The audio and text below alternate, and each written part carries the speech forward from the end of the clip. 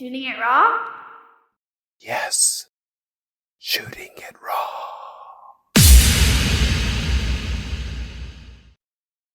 So this one is called the Magical Colony Palms Hotel. That's right. You seem to okay. So my impression so far, well, first of all, the photograph is made at night from a balcony of a kind of a courtyard with a fountain that's not on, but there's like blue light in the sort of fountain in the water. There's yellow light on the shrubs on the left. There's green or white light on this tree on the right, and there's a low building, maybe hotel, maybe rooms, something. It's at night. Could be the moon high above. Hard to know. Magical Colony Palms. I guess, I mean, the reason I included that photo as a closing photo is because that is the premise of the book. The book is the relationship between the two lovers' escape to the storied hotel was based on the Colony Palms Hotel in Palm Springs. It's a traveler's porthole. It is definitely a crossroads of an era from the past that included mobsters and politicians, actors. I mean, not actors, but movie stars, gangsters, and like it is when Prohibition, 1930s Prohibition times, there was an underground tunnel with prostitution, gambling, all kinds of storied activities, and there's just kind of the owner of the horse. There was a famous horse that also lived there.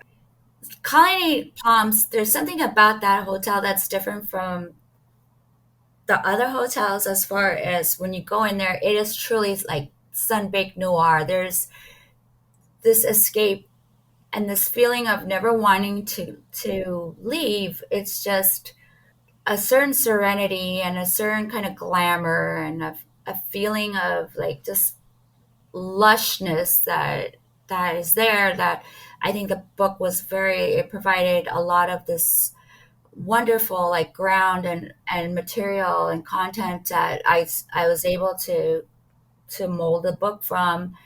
I'm a frequent guest. I love going there. I never want to leave.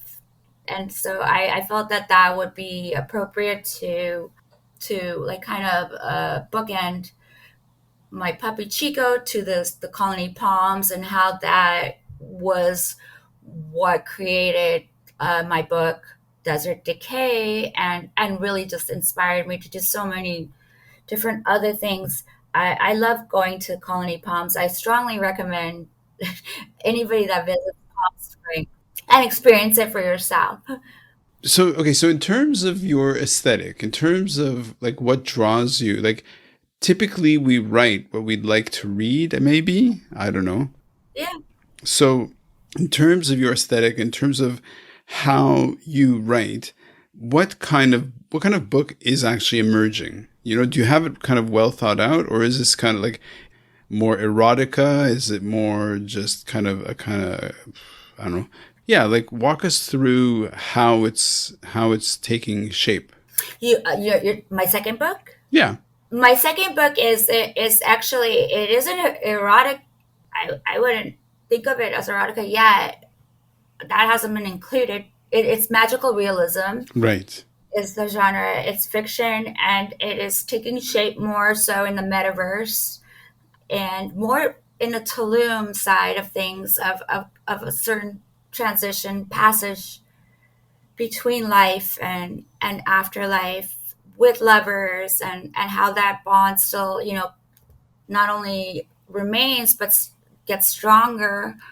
It's definitely, it feels very good to write. It's also there's a lot of research involved in terms of like, yeah, of how I'd like to get it done a lot faster than the research would allow. However, that is definitely like, I feel like I want it to resonate in a sense where it's a realistic take on something that has a magical element to it that could be told now, or it could be told 100 years from now. Maybe Hmm. not 100, but I think it should have a certain timelessness to it. So I don't know where it's going. I feel the project is definitely exciting. It's very fun, and I think it's just like it's a lot of work, but it feels really good. I feel very happy doing it. I'm very excited to actually, have a unique voice like this. Hmm. Hmm. So one of the things that's been bouncing around in my head, because look, I come from the world of writing as well. Like my first degree was creative writing. I've helped Mhm. write a couple of nonfiction books and that kind of stuff. Yeah. So this question of how to manifest your creativity, right? So you have this Sure. creative impulse. Writing poetry to me is the most naked, like, just that's my own thing, is like the most naked expression of the moment, of feeling, or of Mhm. just whatever it is, like just of language. And then Sure. a narrative of like a novel is going to be a real extended sort of story and all. Okay, so all that effect. So how do you interpret the question of what is it to live creatively? Oh, what is it? What is it to live creatively? I mean, to me, if it's just personal opinion, I would say to be free, just first and foremost, and that's all. I think to be free is what all creative people strive for, correct? Hmm. And I think creatively is it's a wonderful way of, people would say therapeutic. I mean, creativity is different. Some people will form different versions of it. For me, it's to find if it's something that's painful, to make it beautiful. Okay. To kind of take it through the machine of creativity Hmm. and bring it something gorgeous and beautiful and make something tender and wonderful and bring light to it. Hmm. That's my version of it. To not make it weigh down. So to me, creativity is always kind of this is a machine that will, it's a different variation, but I think it also it's definitely it helps the most painful things that we Right. go through in our lifetime to absorb that, process that, unpack it, and then bring it back out in a way that it's a beautiful, bittersweet, melancholic, kind of a version that inspires and Right. and and and, and and doesn't leave you sad, but leaves you kind of like feeling filled, I Right. think. Yeah. So arguably, if you don't mind, I'll tie it back to arguably the sort of it's one of those funny things about people who have dogs will say, yeah, a dog doesn't wake up in a grumpy mood, right? Like a dog will just be like every day they show up and they're just like, you're my favorite thing. The ball is my favorite thing. Like everything's their favorite thing. And so maybe if I kind of impose Chico's and Sunny's like personalities on life, it's Sure. like, yeah, they'll just help you turn it around into becoming a beautiful experience. Or so that's just Sure. me talking. So, what do you think? Look, imagine there's a question in there. I think that was a brilliant, that's great because in a sense, I'm talking about Chico and Sunny, correct? I'm not talking about humans. So this whole conversation, the what I thought of was Chico and Sunny. I didn't Right. think of my ex-boyfriends. Okay. I didn't think of, I yeah, I think that's it's definitely, I think I definitely put the light on these, like our little like fur babies, and Right. how important they are in that sense, where they bring us these moments that are more than these moments, that are much more than the waking up and like just being so happy to Well, see their yeah. comfort So things. here's the big question then. Can another human inspire that in you? I yes, absolutely, yes. And yes, they have, of course. And yes, of course. I think so, yeah. No, I know so. Listen, you're not being interrogated. This is we're just talking. I think so. And I'm not, and I'm not, again, I feel like if there's something, I feel like I haven't given up on humanity. Hmm. I hope this doesn't show, I've been like my pets. It's only my pets. I love the human. I have not given up in any sense. And I definitely do see this kind of interesting, like, thing where, for example, there's like Bridget Bardot, one of the most, at that time, the goddess of the Yeah. planet, right? That like literally shunned all humans at some point and went off and like just animals only. Right? Yeah. They're the only ones I respect. And you have to understand that experience to be that overloaded with attention and Yeah. with, Yeah. having to be on your game, having that kind of attention. So there's a lot to that, but no, I haven't. I definitely am not there.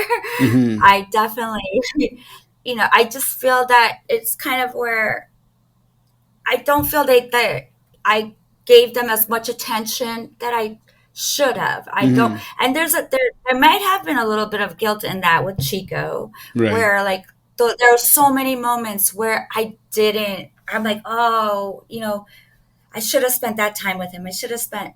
And so there was a lot of guilt in the first, 6 months after he passed. So there's a lot of that kind of stuff like realizing, there are those lessons and he was like, it's okay. Everything is okay. I'll be okay. Hmm. I'm Hmm. okay. Hmm. And that was the gift in itself. And so I haven't yet to have that human equivalent Hmm. of someone, in that kind of extremities. So I can't really give you that kind of comparison. But I have, of course, have Sure. like definitely. I feel that humans are equal of having the same loyalty and love. Well, yeah, look, I mean, look, as a person who is an avowed romantic lover of life, laugher, like I'm talking about myself here, Hmm. so I sense that off of you. I appreciate that off of you. I also know that in our pets, that really evokes these very powerful sort of associations and meanings and all this stuff. Okay. Now, another observation, and look, we're almost out of time here, is that the presence of magic is something that kind of has come up as well, right? In terms of how Hmm. the words you use and where you put your attention, right? So, for example, the Hmm. Magical Colony Palms Hotel, right? Hmm. So, why Hmm. don't you end or why don't you talk about what is magic in your life and what is it? What is the power of magic? What is the power? And then And then period, listen, period, period. no, you know what? In fact, look, let's just say I asked a question, but you want to answer something else. You answer the question that you think is the right way to kind of bring your episode to a close because I can only say what I see, and there's a playfulness and a kind of a very sweet dance towards magic in how you express yourself. Thank you. Um, yeah. What is magic in my life? Right? In my life, that's a question. I think that's a great thing. Is that it's the power to reverse, the power to make lemons from to lemonade. It's the power. Magic is just basically kind of it's knowing that you have the power to make the next moment whatever you want it to be. A moment can be ellipsed in your mind. A moment can always be manifested and put away and tucked for the right time, but there's a certain magic and knowing that you have a certain agency, that you're allowed to be accountable for your life, for what you do in the next day, the next week, and the next month, and the next year, and that no one can take that away from you. It's Hmm. your magic. Hmm. Um, So for me, you mess up, you get up, you bounce back, you whatever, or you don't. That's your choice. If you want to have a bad attitude, that's your choice. That's right. The magic of it is that you get to wake up and have another day and then have another chance to have Oh. another decision, right? To make it a magic moment or not. Like it's up to you. It's your life. Anna Carranza.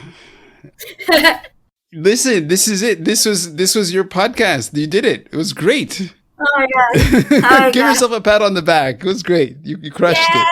Yay! I crushed. Okay, so thank you very much. Thank you. Thank you, Ren. It was a pleasure.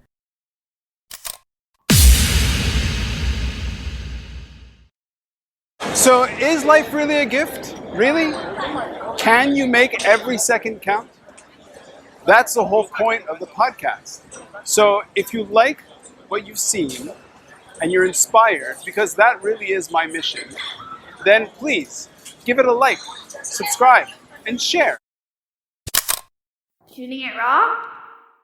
Yes, shooting it raw.